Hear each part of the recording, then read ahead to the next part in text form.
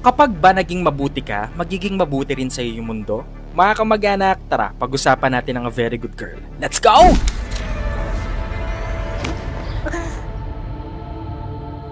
Grabe! Campy, dark humor, crazy, this movie spits facts and show you the wicked reality of life. Catherine and Dali ate in this movie. Yung acting prowess nilang dalawa nagkakagatan. Forget the old Catherine, ibang-iba siya dito. Yung shifting ng face niya, yung emotions niya, grabe, chef's kiss. I'm snapping my finger every time na ginagawa niya yun. Catherine, whatever you did or you have sacrificed in this movie, super worth it. And of course, Dali De Leon, oh my god! I think one of her strength dito sa movie na to, yung mga nuances niya, napaka-metikulosa ng galaw, super technical pero yung output napaka-natural. Even the simple mouth movement without the script, god, oh my god, give Dali more movies. And now with the supporting cast, they prove that there are no small roles. Lahat may kwento, lahat may mga importanteng social issues na nakakabit. First with Kaori, grabe ka, pasabog ka. Now with Chi, alam na alam niya kung saan siya magaling. At swak na swak yung acting niya sa role niya dito. Minanila lang to ni Chi.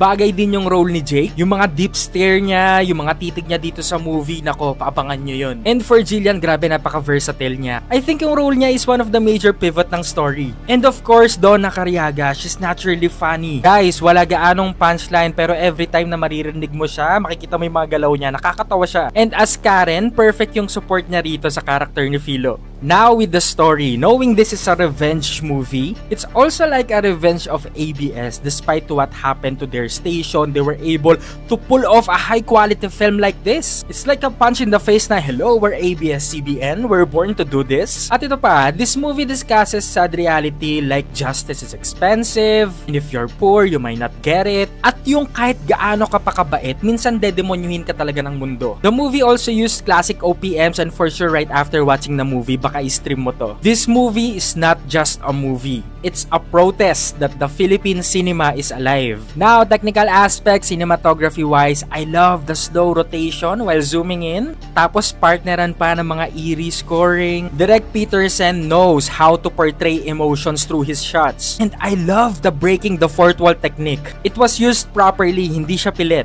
Now with some minor critics, minsan parang ang daming nangyayari. And I used to ask my seatmate na ano daw? And meron din mga inconsistencies pagdating dun sa end part, yung transactions regarding Mother Molly's account. But overall, nakaka-proud tong movie na to na, hello, gawang Pinoy to. I'll rate this movie 9.5 out of 10. It's worth the hype, highly recommended. Yun lang mga kamag-anak, enjoy watching, let's go!